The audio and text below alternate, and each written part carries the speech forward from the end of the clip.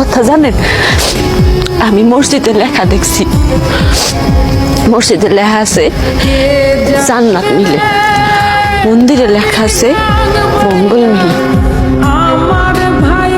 বিদ্যালয়ে লেখা আছে শিক্ষা মিলে,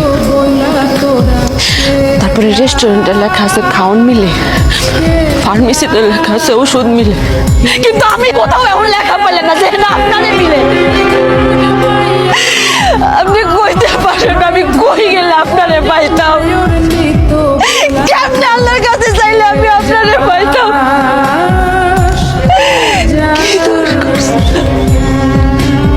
বিশ্বাস করো,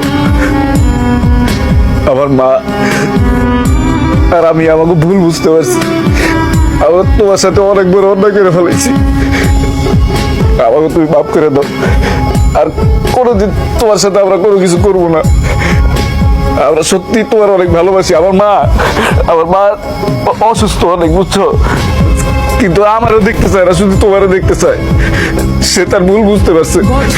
চলো তুমি আমার মাফ করে দাও, চলো আমার সাথে।